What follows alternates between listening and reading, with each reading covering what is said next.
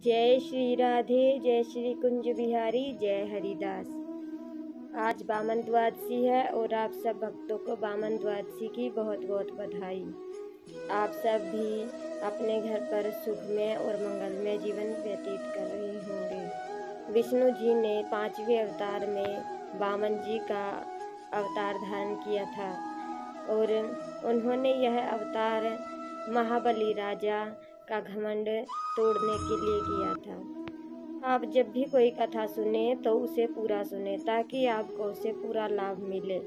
आधी अधूरी कथा सुनने से आपको लाभ नहीं मिलता बल्कि उसके दुष्परिणाम भोगने पड़ते हैं। इसलिए भगवान की कथा जब भी सुने तो उसको पूरा सुने। चलिए मैं आपको वामन जी की कथा सुनाती हूँ। एक बलि नाम का प्रतापी राजा था।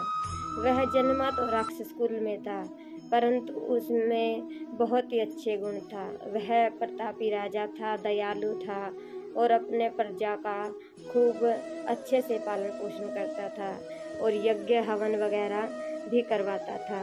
उसके जो पुण्य फल था उससे उसने अपनी बहुत सारी शक्ति अर्जित कर रखी थी, जिसके कारण इंद्र का सिंहासन भी डोलने लगा था, जिससे इंद्र को बहुत ज़्यादा को डर हो गया था कि कहीं वह स्वर्ग पर भी अधिकार ना कर ले। उसने अपनी अर्जित पुण्य कर्मों से पूरी पृथ्वी पर अधिकार कर लिया था और वह बहुत बड़ा दानी भी था। राजा बलि के द्वार पर अगर कोई कुछ भी दान मांगने आ जाता तो वह कभी भी उसे खाली नहीं लौटाता था।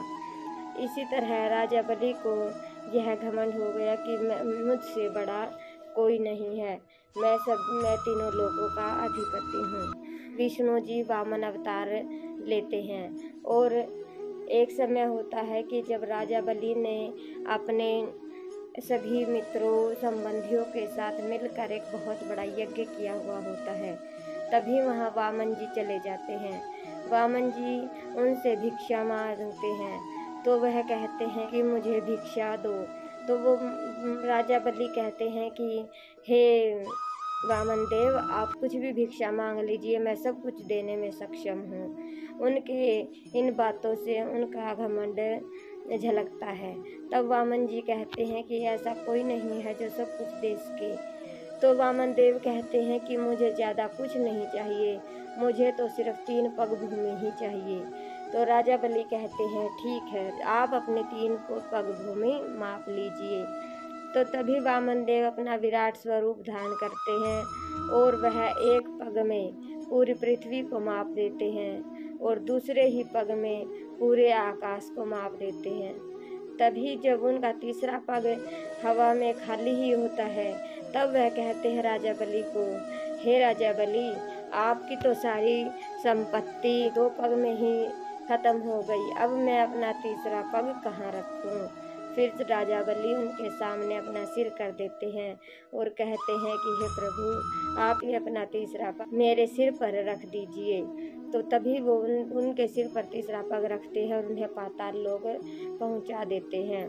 परंतु उनकी इस दान भक्ति से वामन देव बहुत खुश होते हैं और वो कहते हैं कि हाँ, तुम एक सच्चे राजा हो और मैं तुम्हें वरदान देता हूँ कि हर साल तुम अपने भक्तों को मिलने के लिए पृथ्वी पर आ सकते हो और तुम्हारा नाम सदा सदा ही चलेगा।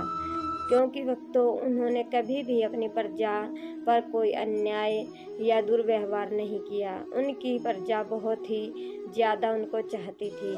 इसीलिए आज भी दक्षिण भारत में ओणम का त्यौहार बहुत ही खुशियों और आनंद के साथ मनाया जाता है और वो राजा बलि की स्वागत में बहुत ही अच्छी कलाकारियाँ करते हैं और बहुत ही धूमधाम से ओणम का त्यौहार मनाते हैं कि उनके राजा बलि उनके घर आएंगे।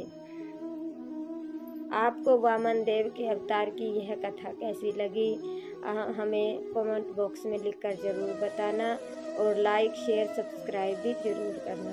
जय श्री राधे, जय श्री कुंज बिहारी, जय हरिदास।